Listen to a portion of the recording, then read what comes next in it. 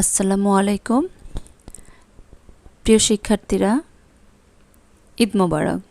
কেমন আছো তোমরা সবাই? আশা করি সবাই ভালো আছো, সুন্দরভাবে ঈদ কেটেছে, ঈদ করেছো। আমাদের ঈদের পরে গরু খাসি খাওয়া হয়েছে। এখন আমাদের আবারও ক্লাস করতে হবে, ক্লাসে আমাদের চলে আসতে হবে। তো আজকে আমি তোমাদের অনার্স তৃতীয় বর্ষের মানে থার্ড ইয়ারের বায়োজিওগ্রাফির আমরা এর আগে ইকোসিস্টেম ক্লাসটা নিয়েছিলাম। তখনই আমি বলেছি আমার এই ক্লাসটা দুইটা ক্লাসে নিতে হবে। তো একটা ক্লাসে তো তোমরা দেখেছ, এখন আমরা দ্বিতীয় ক্লাসটা আজকে নিব এবং ইকোসিস্টেমের বাকি বিষয়গুলো নিয়ে আমরা পড়ব। তো চলো আজকের ক্লাসে তোমাদেরকে স্বাগতম। চলে আসি আজকে আমরা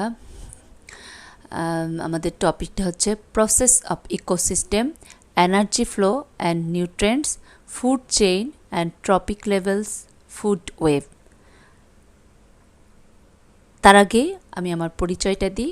আমি হচ্ছি Nasrin Akter, assistant professor, department of geography and environment, Dhaka college, Dhaka. আজকের প্রেজেন্টেশনের আউটলাইন্স যদি দেখি, বাস্তুতন্ত্রের খাদ্য শৃঙ্খল, খাদ্য শৃঙ্খলের প্রকারভেদ, খাদ্য শৃঙ্খলের বিভিন্ন পর্যায়, খাদ্য শৃঙ্খলের বৈশিষ্ট্য, বাস্তুতন্ত্রের শক্তি প্রবাহ, বাস্তুতন্ত্রের পুষ্টি স্তর, বাস্তুতন্ত্রের শক্তির পিরামিড, বাস্তুতন্ত্রের বিভিন্ন শর্তাবলী, এগুলো মেনলি আজকে ক্লাসে আমরা দেখব। প্রথমেই আসি, হোয়াট ইজ ফুড চেইন অথবা বাস্তুতন্ত্রের খাদ্য শৃঙ্খলটা কী? খাদ্য খাদক সম্পর্কের ভিত্তিতে উৎপাদক স্তর থেকে ধাপে ধাপে বিভিন্ন জীবগোষ্ঠীর মধ্যে খাদ্য শক্তির ধারাবাহিক প্রবাহকে খাদ্য শৃঙ্খল বলে। এ সম্পর্কে বিজ্ঞানী অডাম 1966 খাদ্য শৃঙ্খলের একটা সংজ্ঞা দিয়েছেন। সেটা হচ্ছে খাদ্য খাদক সম্পর্কের উপর ভিত্তি করে যে নির্দিষ্ট প্রণালীতে খাদ্যশক্তি উৎপাদক থেকে ক্রমপর্যায়ে আরও উন্নত জীবগোষ্ঠীর মধ্যে প্রবাহিত হয়, শক্তি প্রবাহের সেই ক্রমিক পর্যায়কে খাদ্য শৃঙ্খল বলে। একটা বাস্তুতন্ত্রে একাধিক খাদ্য শৃঙ্খল থাকতে পারে, তবে কথা সত্য যে এই খাদ্য শৃঙ্খলগুলো পরস্পরের সাথে যোগসূত্র বজায় রেখে চলে। খাদ্য শৃঙ্খলে এই জাতীয় যে সম্বন্ধপরতা, একে খাদ্য জাল, যেটাকে ফুড ওয়েব বলে। পরিবেশের ভিতরে বিভিন্ন ধরনের খাদ্য শৃঙ্খল দেখা যায়। যেমন আমরা যদি নদী, পুকুর বা হ্রদ অথবা জলাশয় এলাকার একটা মিষ্টি পানির বাস্তুতন্ত্রের খাদ্য শৃঙ্খল দেখি, তাহলে সেখানে যে ধাপটা দেখা যায় সেটা হচ্ছে উদ্ভিদ, পতঙ্গ, মাছ, মানুষ। এখানে উদ্ভিদ সৌরশক্তি থেকে খাদ্য শক্তি উৎপাদন করে নিজেদের মধ্যে শক্তি বা এনার্জি মজুত করে, তাই উদ্ভিদ রয়েছে উৎপাদক স্তরে। আর জলজ কীটপতঙ্গ বেঁচে থাকার জন্য খাদ্য হিসাবে শ্যাওলা, ঝাঁঝি, পানা বিভিন্ন ছোট ছোট খেয়ে থাকে।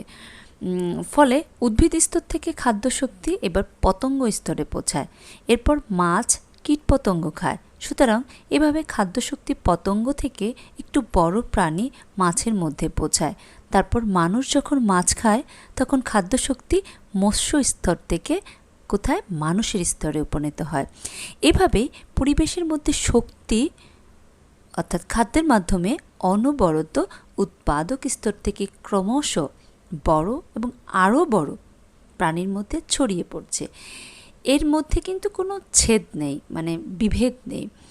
এটা যেন একটা চেন বা শিকলের মতো একটার পর একটা যুক্ত হয়ে রয়েছে। এই কারণে একে ফুড চেইন বলা হয়, বাংলায় খাদ্য শৃঙ্খল।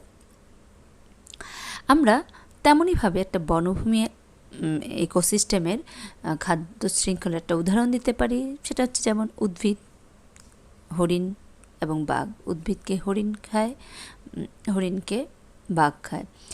তো এগুলো তোমরা যে কোনো একটা ইকোসিস্টেমের উদাহরণ আমি যদি মানে যে কোনো একটা ইকোসিস্টেমের ভিতরে একটা উদাহরণ দিলে তোমরা প্রত্যেকটা ইকোসিস্টেমেরই উদাহরণ দিতে পারবে। আর তোমরা জানো, আমি তোমাদের গত ক্লাসে বলেছি কত রকম ইকোসিস্টেম আছে, এবং তোমরা প্রত্যেকটা ইকোসিস্টেমের একটা করে উদাহরণ কিন্তু বাসায় করবা। এবং যদি আমরা যখন আবার ক্লাসে ফিরব, আমাকে কিন্তু এটার হোমওয়ার্ক দেখাতে হবে। ঠিক আছে, এর পরের ইয়েতে আমি চলে যাই। খাদ্য শৃঙ্খলের প্রকারভেদ। বাস্তুতন্ত্রের শক্তি প্রবাহের উপর ভিত্তি করে খাদ্য শৃঙ্খলের কে দুভাগে ভাগ করেছে। একটা হচ্ছে গ্রেজার বা গ্রেজিং ফুড চেইন, একটা হচ্ছে ডেট্রিটাস ফুড চেইন। প্রথমে দেখি গ্রেজার বা গ্রেজিং ফুড চেইন কি। যে খাদ্য শৃঙ্খলে উৎপাদক স্তর থেকে শক্তি ধাপে ধাপে তৃণভোজী ও মাংসাশী প্রাণীদের মধ্যে সংক্রামিত হয় তাকে গ্রেজার বা গ্রেজিং খাদ্য শৃঙ্খল বলে। যেমন স্থলভাগে যদি একটা উদাহরণ দিই, সেটা হচ্ছে উদ্ভিদ, খরগোশ, শিয়াল। আবার হতে পারে উদ্ভিদ, হরিণ, বাঘ। এরপরে আমরা যদি এটা তো গেল স্থলভাগের, জলভাগের উদাহরণ যদি দিই, সেক্ষেত্রে উদ্ভিদ, পতঙ্গ, মাছ, বক, এর আগে একটা দিয়েছি, ফাইটোপ্ল্যাঙ্কটন, জুপ্ল্যাঙ্কটন, ছোট মাছ, বড় মাছ, এভাবে উদাহরণ আমরা দিতে পারি। এগুলো নদী বা পুকুরের ক্ষেত্রে অথবা জলভাগের ক্ষেত্রে এই ধরনের ফুড চেইন খাদ্য শৃঙ্খলগুলো দেখা যেতে পারে। এরপরে আসি ডেট্রিটাস ফুড চেইন কি। যে খাদ্য শৃঙ্খলে বিয়োজক স্তর থেকে খাদক স্তরের শক্তি ধাপে ধাপে সঞ্চারিত হয় তাকে ডেট্রিটাস খাদ্য শৃঙ্খল বলে। যেমন বিয়োজকদের মাধ্যমে উৎপাদিত পচা পাতা, ক্ষুদ্র জলজ প্রাণী বা লার্ভা, ছোট মাছ, তারপরে বড় মাছ। এখন আসলে ডেট্রিটাস কথাটার অর্থটা কি। ছত্রাক, ব্যাকটেরিয়া প্রভৃতি বিয়োজকরা উদ্ভিদ ও প্রাণীদের মৃতদেহ, আবর্জনা ও অন্যান্য বর্জ্য পদার্থকে যখন আংশিকভাবে পচিয়ে ফেলে, তখন ওই অসম্পূর্ণ অর্ধ বিয়োজিত পদার্থকে ডেট্রিটাস বলে। বিয়োজন শব্দটার অর্থ হলো পচন ধরানো। এটার সাথে একটা কথা আসে ডেট্রিভার। ডেট্রিটাস বা আংশিকভাবে বিয়োজিত জৈব পদার্থকে যে সমস্ত ছোট ছোট প্রাণী খাদ্য হিসাবে গ্রহণ করে তাদের ডেট্রিভার বলে। উদাহরণ কি? কেঁচো, উইপোকা, কৃমি। এবার আসি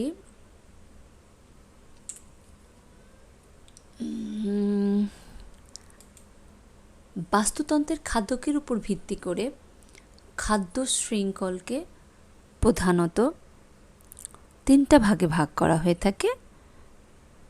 predator food chain, parasitic food chain, saprophytic food chain. অর্থাৎ হচ্ছে শিকারী খাদ্য শৃঙ্খল, পরজীবী খাদ্য শৃঙ্খল, মৃতজীবী খাদ্য শৃঙ্খল। শিকারী খাদ্য শৃঙ্খল কি? শিকারী খাদ্য শৃঙ্খল হচ্ছে যে খাদ্য শৃঙ্খল তৃণভোজী বা শাকাহারী প্রাণীদের প্রাথমিক খাদক স্তর থেকে শুরু হয় এবং খাদক সম্পর্কের ভিত্তিতে বৃহত্তর মাংসাশী প্রাণীর স্তরে শেষ হয়, তাকে শিকারী খাদ্য শৃঙ্খল বলে, যেটাকে ইংরেজিতে প্রিডেটর ফুড চেইন বলা হয়। উদাহরণ হিসাবে আমরা দেখতে পারি ঘাসফড়িংকে খায় ব্যাঙ, ব্যাঙকে খায় সাপ, সাপকে খায় বাজ পাখি। পরজীবী খাদ্য শৃঙ্খলকে যে খাদ্য শৃঙ্খলে খাদক সম্পর্কে বৃহৎ প্রাণী বা হোস্ট থেকে শুরু হয় এবং পরজীবী ক্ষুদ্র প্রাণীতে শেষ হয়, তাকে পরজীবী খাদ্য শৃঙ্খল বলে, যেমন কুকুর, কৃমি, বিয়োজক। আর মৃতজীবী খাদ্য শৃঙ্খল হচ্ছে যে খাদ্য শৃঙ্খলের শক্তির প্রবাহকে ভিত্তি করে মৃতজীবী বিয়োজক স্তরের মধ্যে আবদ্ধ, তাকে মৃতজীবী খাদ্য শৃঙ্খল বলে। এগুলো গেছে আমার ক্লাসিফিকেশন। এবার আসি খাদ্য শৃঙ্খলের বিভিন্ন পর্যায়, স্টেজেস অফ ফুড চেইন।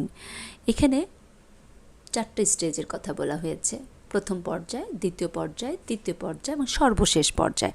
আমি এই 4টা পর্যায় সম্পর্কে তোমাদেরকে ধারণা দিচ্ছি। প্রথম পর্যায়টা হচ্ছে কি, উৎপাদক সবুজ উদ্ভিদ সৌরশক্তিকে সালোক সংশ্লেষণ প্রক্রিয়ায় রাসায়নিক শক্তিতে রূপান্তরিত করে নিজ দেহে সেটা স্থিত করে। দ্বিতীয় পর্যায় হচ্ছে প্রথম সারির খাদক হার্বিভোর, খরগোশ, গরু, ছাগল, হরিণ সবুজ উদ্ভিদকে খাদ্য হিসাবে গ্রহণ করে এবং শক্তি ও পুষ্টি উক্ত খাদকের দেহে স্থানান্তরিত হয়। যদিও শক্তির এক উল্লেখযোগ্য অংশ স্থানান্তরকালে হারিয়ে যায়। তৃতীয় পর্যায় হচ্ছে, এই পর্যায়ে থাকে দ্বিতীয় শ্রেণীর খাদক যারা কার্নিভোর মানে মাংসাশী, যেমন বাঘ, সিংহ, সাপ, বাজ পাখি।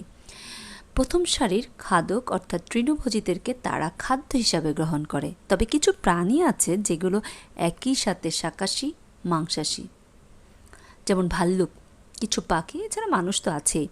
এভাবে শক্তি ও পুষ্টি তৃতীয় সারির খাদকের দেহে স্থানান্তরিত হয়। এক্ষেত্রেও স্থানান্তরকালে শক্তির হ্রাস ঘটে। তৃতীয় পর্যায়ে একাধিক আবার উপস্তর কিন্তু থাকতে পারে।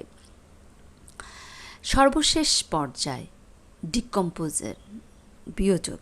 এরা মৃতজীবী কিছু ছত্রাক ও ব্যাকটেরিয়া যেগুলো মৃত প্রাণী ও উদ্ভিদের দেহাবশেষকে বিয়োজিত করে মাটির পুষ্টির ভাণ্ডারকে সমৃদ্ধ করে এবং উৎপাদক তৈরিতে কাজে লাগে।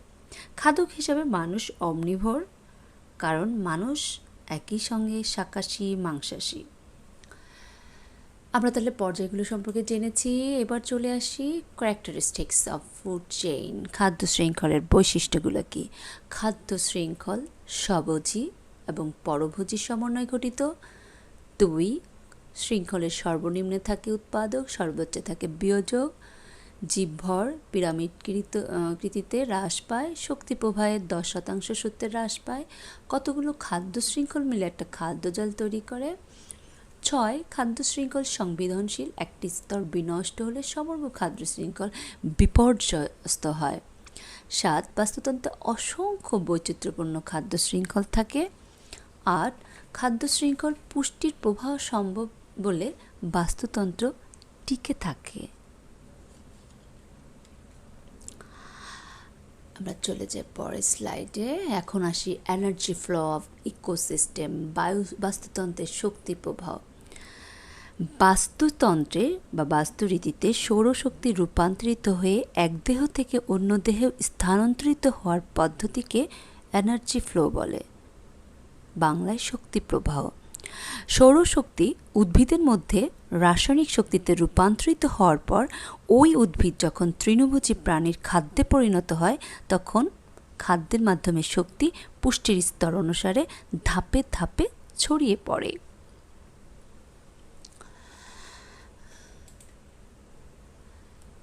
বাস্তুতন্ত্রের শক্তি প্রবাহের প্রকৃতি। আমরা যদি বাস্তুতন্ত্রের শক্তি প্রবাহের প্রকৃতি দেখি, তাহলে কি কি দেখতে পাই একটু খেয়াল করি। সেটা হচ্ছে যে একমুখী শক্তি প্রবাহ। সেটা কি? সেটা হচ্ছে যে বাস্তুতন্ত্রের শক্তি প্রবাহ সবসময় একমুখী। যেমন সূর্য থেকে আগত শক্তি প্রথমে উৎপাদক স্তরে সবুজ উদ্ভিদের মধ্যে আবদ্ধ হয় এবং খাদ্য শৃঙ্খলের মধ্য দিয়ে বিভিন্ন খাদক স্তরে ওই শক্তি পৌঁছায়। অর্থাৎ শক্তি প্রবাহ ইকোসিস্টেমের সর্বদা উৎপাদক স্তর থেকে প্রগৌণ খাদক স্তরে পৌঁছাবে, এটাই নিয়ম। এবং প্রগৌণ খাদক স্তর থেকে ক্রমশ নিচের দিকে উৎপাদক স্তরে শক্তি প্রবাহের কোনো সুযোগ নেই। পরেরটা কি হচ্ছে? শক্তি প্রবাহের উৎস সৌরশক্তি। সমস্ত শক্তি প্রবাহের মূল উৎস হচ্ছে সৌরশক্তি। সৌরশক্তির যোগান ছাড়া বাস্তুরীতির বা বাস্তুতন্ত্রের কোনো অস্তিত্ব নেই। উৎপাদক স্তরের সবুজ উদ্ভিদ সর্বদা সৌরশক্তিকে সালোক সংশ্লেষণের মাধ্যমে নিজের দেহে সঞ্চয় করে এবং তারপর ওই সঞ্চিত শক্তি অন্যান্য খাদক স্তরে ছড়িয়ে পড়ে। তারপরে শক্তি প্রবাহের শক্তি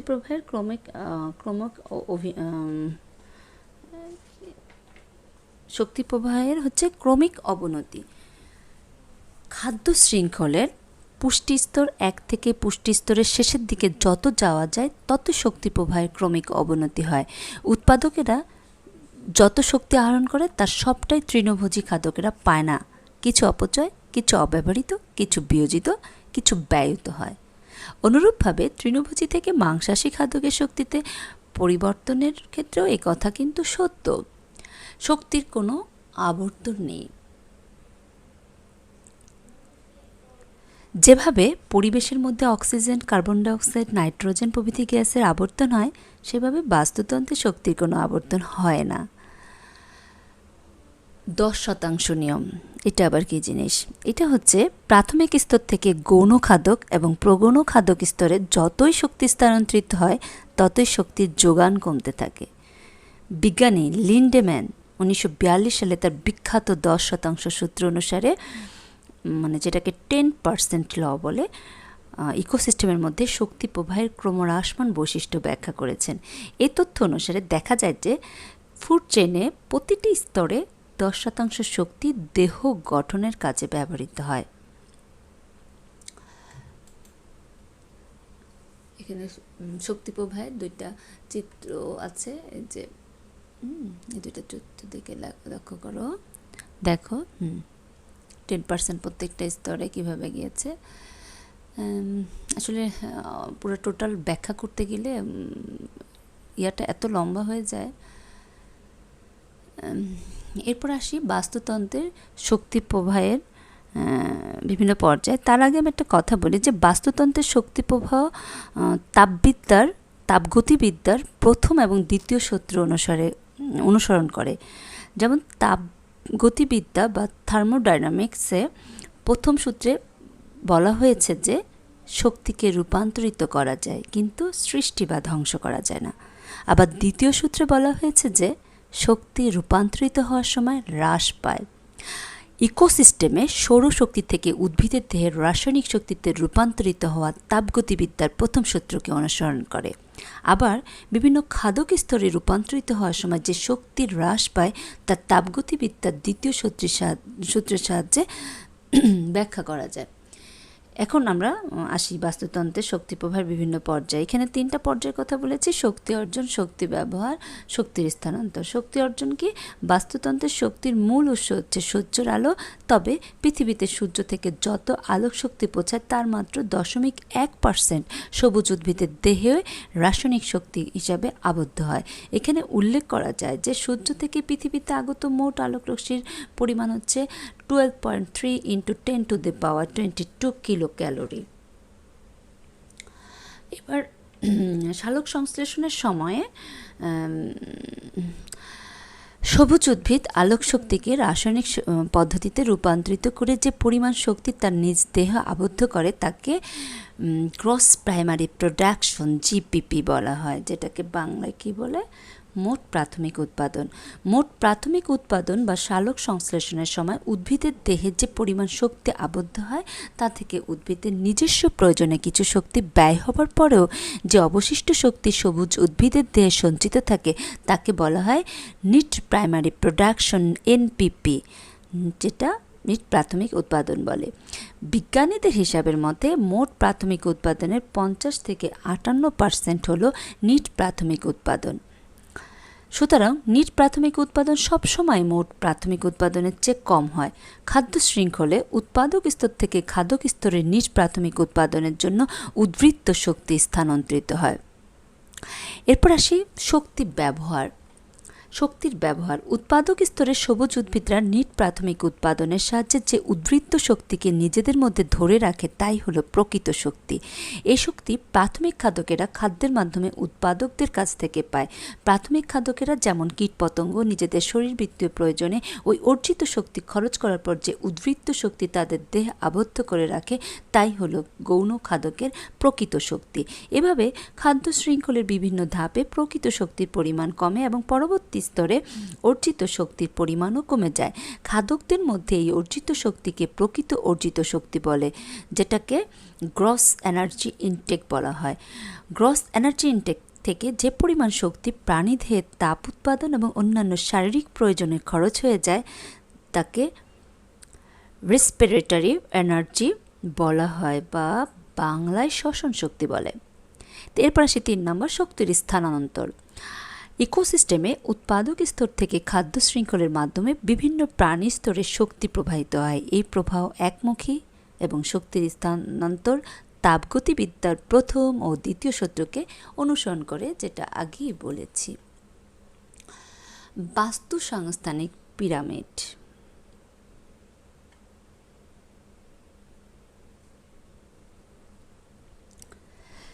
বাস্তু সাংস্থানিক পিরামিডটা কি সেটা আমরা জানি। বাস্তু সাংস্থানিক পিরামিড হচ্ছে বাস্তুতন্ত্রে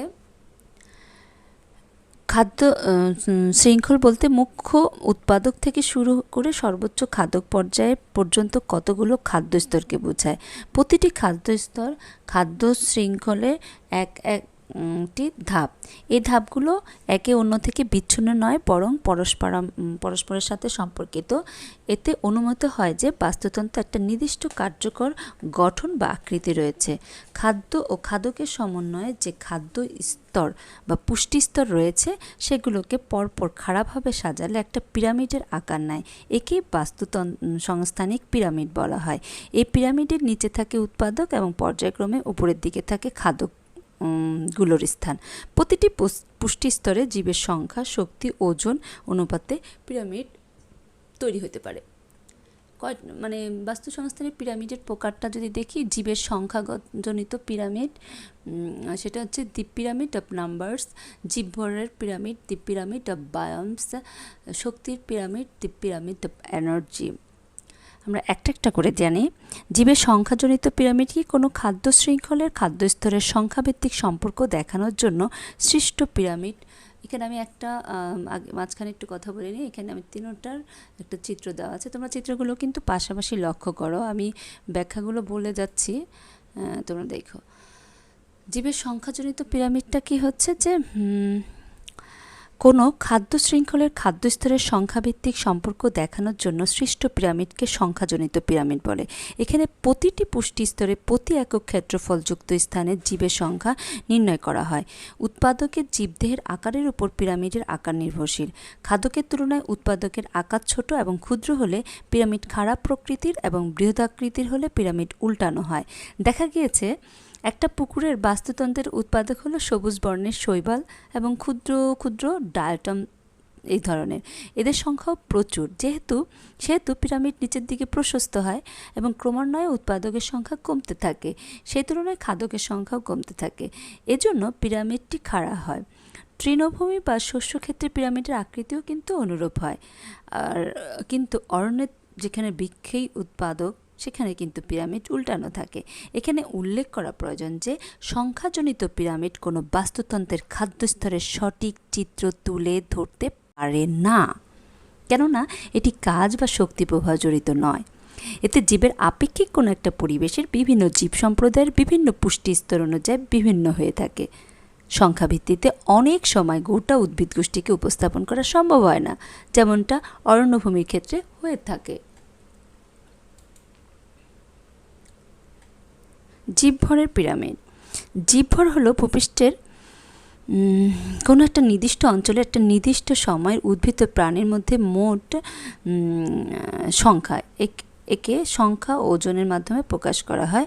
পুষ্টি স্তরে একক ক্ষেত্রফলযুক্ত স্থানে জীবদেহের ওজন অনুযায়ী এই ধরনের পিরামিড তৈরি হয়। উৎপাদকের ওজন বেশি হলে এবং বিভিন্ন পুষ্টি স্তরে ওজন ক্রমশ কম হতে থাকলে খারাপ পিরামিড তৈরি হবে। কিন্তু পুকুরের বাস্তুতন্ত্রে বিপরীত ঘটনা ঘটে বলে উল্টানো পিরামিড তৈরি হয়, কারণ এখানে উৎপাদকগুলো ক্ষুদ্রাতি ক্ষুদ্র জীব এবং তাদের ওজন খাদ্য স্তর থেকেও কম। খাদ্য স্তরের ওজন ক্রমান্বয়ে বাড়তে থাকে। শক্তির পিরামিড।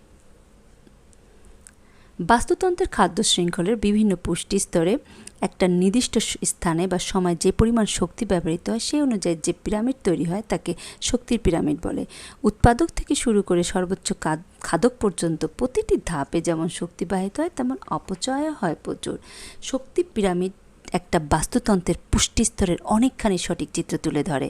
এখানে শুধু কোনো এক সময় কোনো পুষ্টি স্তরের জীবের সংখ্যা ওজনের উপস্থিতিই নয়, বরং মজুদের খাদ্যের পরিমাণ এবং কী হারে খাদ্য উৎপাদন হয় তাও বিবেচনার আওতায় পড়ে।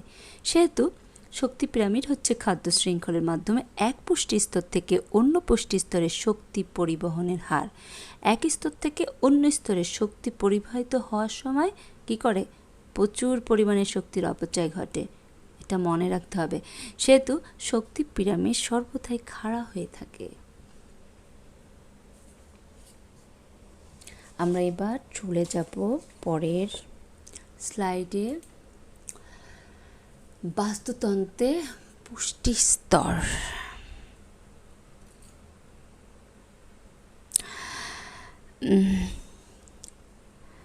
পুষ্টি স্তর হচ্ছে খাদ্যের যোগান ও পুষ্টির যোগান নির্ভর স্তর।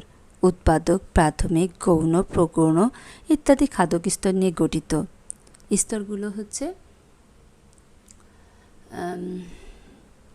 স্তরগুলো জানার আগে আমরা একটু দেখি যে খাদ্য শৃঙ্খলায় বিভিন্ন খাদ্য স্তর রয়েছে, এগুলোকে পুষ্টি স্তর বলে।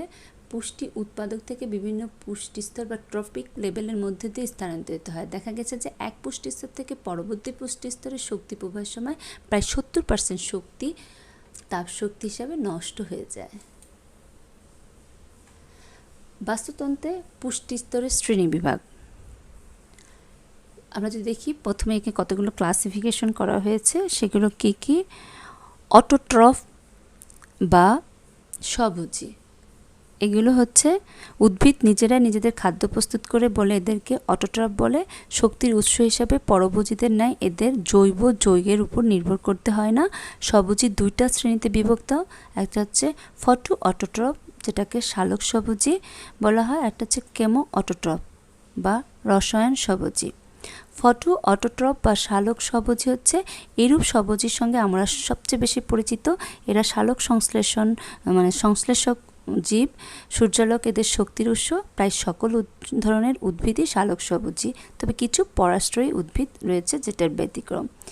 কেমো অটোট্রফ সূর্যালোকের সাহায্য ছাড়াই কিছু জীব শক্তি সংগ্রহ করে। এগুলো আলোক ব্যতীতই অজৈব ইলেকট্রন দাতাদের অক্সিডেশন থেকে শক্তি সংগ্রহ করে। বাস্তুতন্ত্রে কয়েকটা গুরুত্বপূর্ণ কেমো অটোট্রফ উপস্থিত থাকে নাইট্রোজেন চক্রে। এদের মধ্যে রয়েছে নাইট্রোসোমোনাস ও নাইট্রোকক্কাস। এখানে উল্লেখযোগ্য যে সমুদ্র তলদেশের গভীরে যেখানে ভূত্বকের ছিদ্রপথ দিয়ে লাভা নির্গত হয়, সেখানে হাইড্রোজেন সালফাইড ভক্ষণ করে বেঁচে থাকে এমন কেমো অটোট্রফ ব্যাকটেরিয়ার পুঞ্জীভূত ঘটে। ম্যারিয়ানা খাদ 3600 মিটার গভীরে এদের পাওয়া গেছে। এই ব্যাকটেরিয়া খেয়ে বেঁচে থাকে এইরূপ কৃমি জাতীয় প্রাণী যেটাকে টিউব ওয়ার্ম লক্ষ্য করা গেছে সমুদ্রের তলদেশে প্রায় 2500 মিটার গভীরে, যেখানে আগ্নেয় শিলা রয়েছে সেখানে। তারপরে আছে পরভোজী হেটেরোট্রফ, যে জীব সমুদয় অন্যান্য জীব যেমন উদ্ভিদ অথবা প্রাণী অথবা উভয়কেই খাদ্য হিসাবে গ্রহণ করে তাদের পরভোজী বলে। সবুজ উদ্ভিদ হলো উৎপাদক, অন্যান্য জীব সমুদায় বা প্রাণীগুলো সাধারণত পরভোজী। বাস্তুতন্ত্রের উদ্ভিদের মতো প্রাণী সমান গুরুত্বপূর্ণ। কয়েক প্রকার ব্যাকটেরিয়া ছাড়া এই প্রাণী জগৎ পরভোজী। স্বভোজী ও পরভোজী প্রাকৃতিক নিয়মে সংখ্যাগত বা পরিমাণগত ভারসাম্য বজায় রেখে ইকোসিস্টেমটাকে টিকিয়ে রাখে। ফুড চেইন সর্বপ্রথম স্তর উৎপাদক, সর্বশেষ স্তর বিয়োজক, এর মধ্যে পরভোজীর অবস্থান। পরভোজীরা খাদ্য ভক্ষণের প্রকৃতি অনুযায়ী 3টা স্তরে বিভক্ত। প্রথম শ্রেণীর খাদক, সেগুলো হার্বিভোর। দ্বিতীয় শ্রেণী পরবর্তী শ্রেণীর খাদক মাংসভোজী বা মাংসাশী বা কার্নিভোর।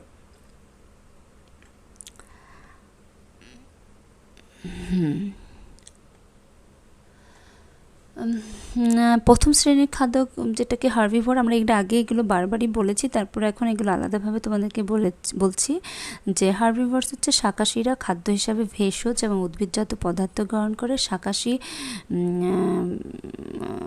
গুলা হচ্ছে ওই প্রিডেটর এবং প্যারাসাইটিক্স দুই প্রকারই হয়। যে শাকাশীরা গ্রহণযোগ্য খাদ্য অপেক্ষা আকার আয়তন বড় হয় অথবা নির্দিষ্ট উদ্ভিদের পুরোটাই স্বল্প সময় খেয়ে ফেলে তাদেরকে প্রিডেটর বলে।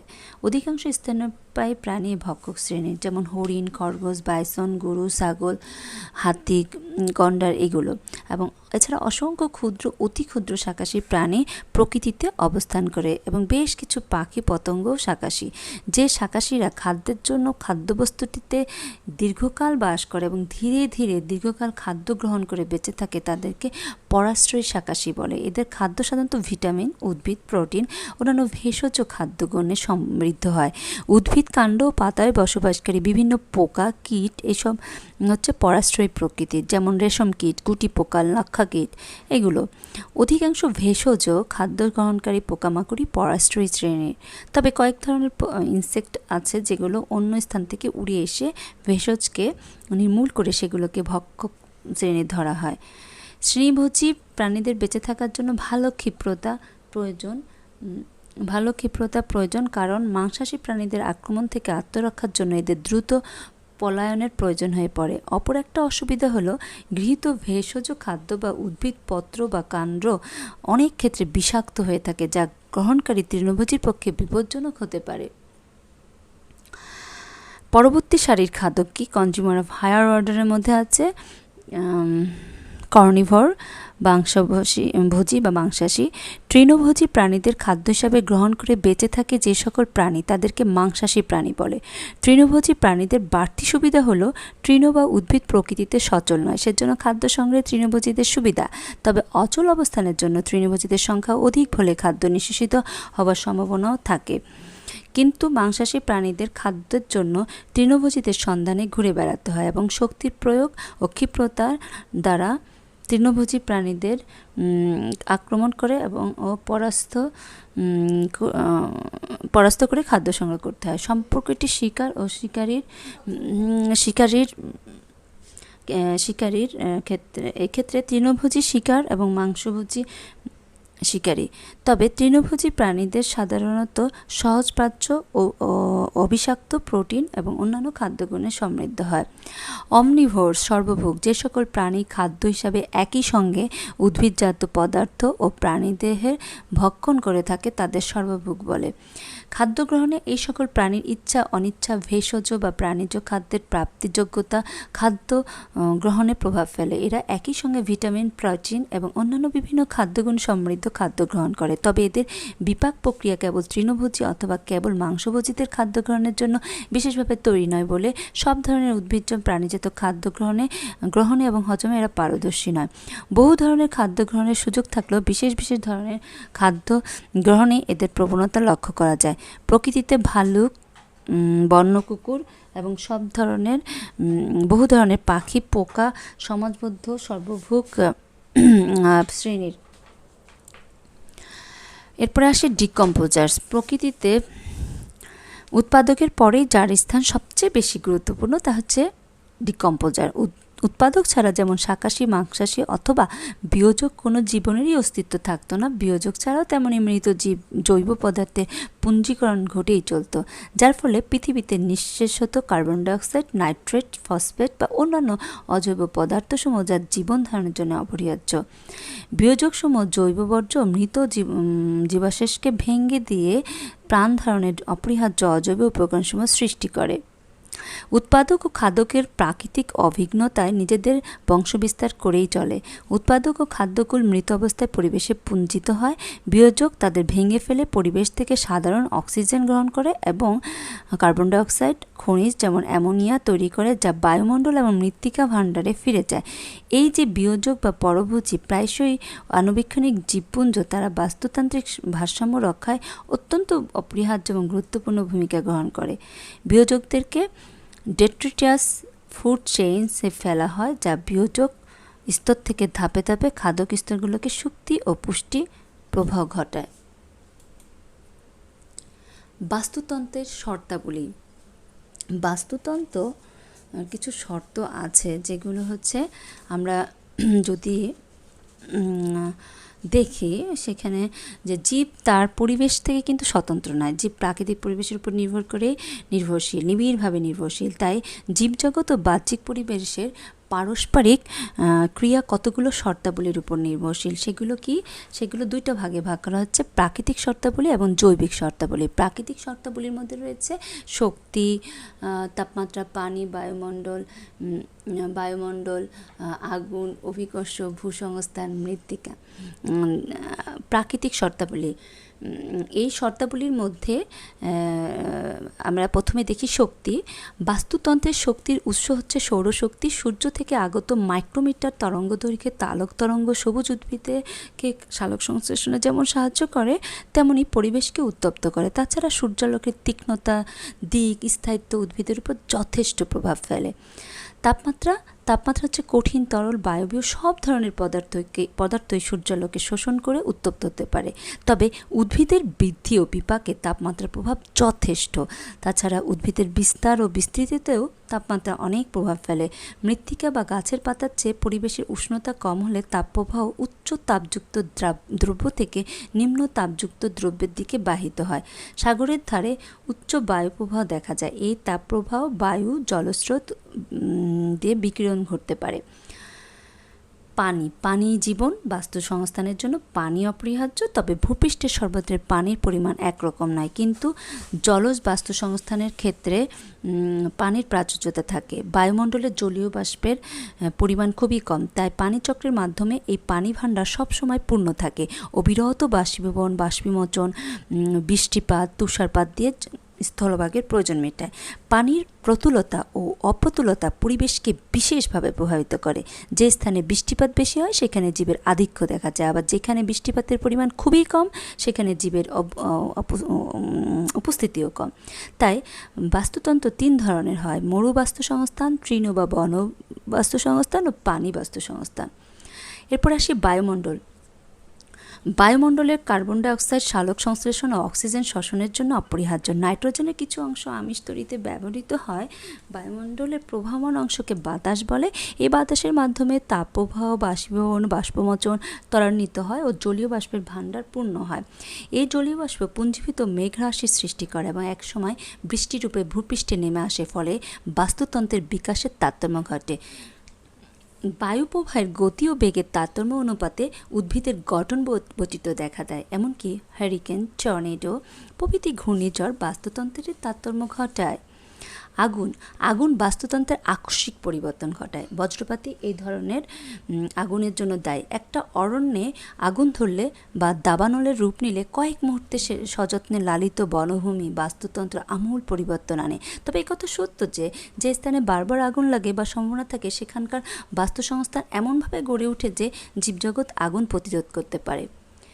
এরপর আসি অভিকর্ষ। প্রাকৃতিক শর্তাবলীর মধ্যে এটি অপরিবর্তনশীল। অভিকর্ষের প্রভাবেই মূল মাটির নিচ থেকে এবং বৃক্ষাংশের উপর দিকে বাড়ে। এই অভিকর্ষের প্রভাব অতিক্রমের জন্য শক্তির প্রয়োজন। উচ্চ বৃক্ষ 90 মিটার উচ্চতা পর্যন্ত মূল দিয়ে শোষিত পানি তুলতে পারে। চাঁদের অভিকর্ষণজনিত কারণে সাগরের জোয়ার ভাটা হয়।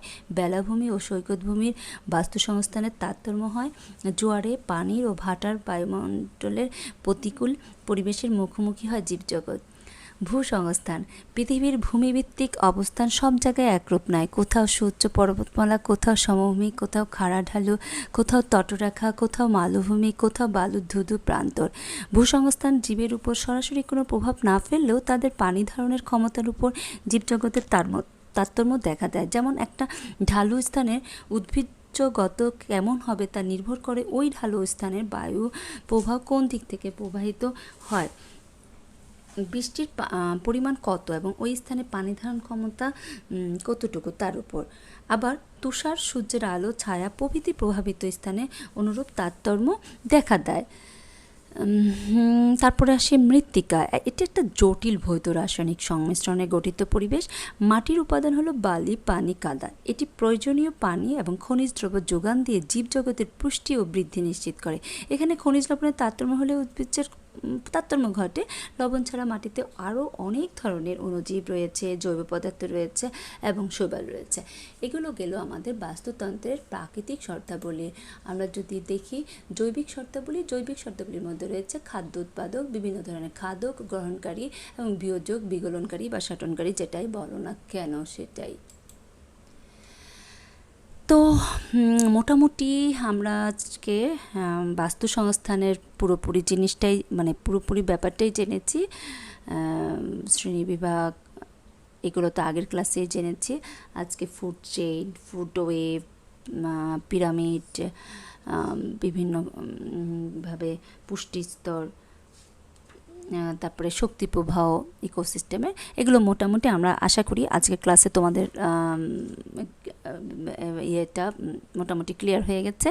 এবং তোমাদের আরেকটু জানার জন্য তোমরা যে কোনো সেটা বোটানি, উদ্ভিদ পরিবেশ বিজ্ঞান অথবা যে কোনো বায়ো জিওগ্রাফি বইগুলোতে ইকোসিস্টেম পাবা এবং তোমরা সেই বইগুলোর সহযোগিতাও নিবে বাসায় পড়ার জন্য। তো শিক্ষার্থীরা, তোমরা পরবর্তী ক্লাসের জন্য অপেক্ষা করো এবং দোয়া করি তোমরা ভালো থাকো, সুস্থ থাকো, নিরাপদে থাকো, আর আমার জন্য দোয়া করো।